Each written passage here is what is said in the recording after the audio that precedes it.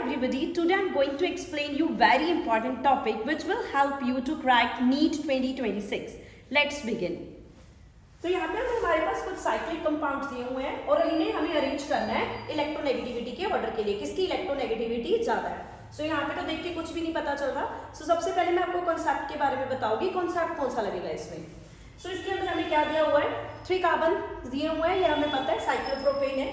तो यहाँ पे हमें पता है कि कार्बन है, ये 1-2 बॉन्ड्स है, यहाँ पे वैलेंसी कंप्लीट करने के लिए क्या लगे हुए हैं, हाइड्रोजन। इट मींस जो कार्बन की हाइब्रिडाइजेशन है वो कितनी है, क्या है, sp3।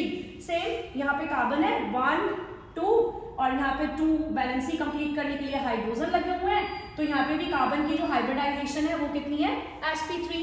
And according to sp3 hybridisation जो बॉन्ड एंगल है वो कितना होना चाहिए, 109 डिग्री 28 मिनट। बट यहाँ पे आपको लग रहा है कि बॉन्ड एंगल 109 डिग्री है, ये बॉन्ड एंगल हमें कितना लग रहा है, hardly 60 degree. So bond angle कितना होना चाहिए, 109 डिग्री। ये क्या है, expected.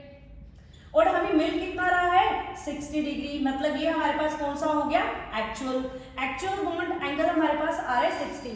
When actual bond angle doesn't equal to expected bond angle, we would say the molecule is under strain. Molecule का क्या हो रहा है, strain में है molecule. Obviously अगर कोई चीज ज्यादा चल रही है वो कम है तो वो क्या हो जाएगा, under strain. आप देख पा रहे हैं जो bonds है वो बिल्कुल क्लोज आ रहे हैं।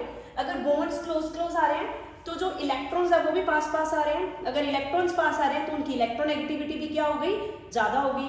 सो आप देख पा रहे हो जैसे जैसे कार्बन का नंबर, यहाँ पे बॉन्ड एंगल 60 है, यहाँ पे बॉन्ड एंगल कितना आ रहा है, 90। जैसे जैसे आगे जाओगे बॉन्ड एंगल क्या होता जाएगा, इंक्रीज होता जाएगा। यहाँ पे बॉन्ड एंगल कितना आ जाएगा, 120 डिग्री आ जाएगा। सो बॉन्ड एंगल क्या होता जाएगा, इंक्रीज होता जाएगा और रिलैक्सेशन बढ़ती जाएगी, इलेक्ट्रॉन्स दूर होते जाएंगे।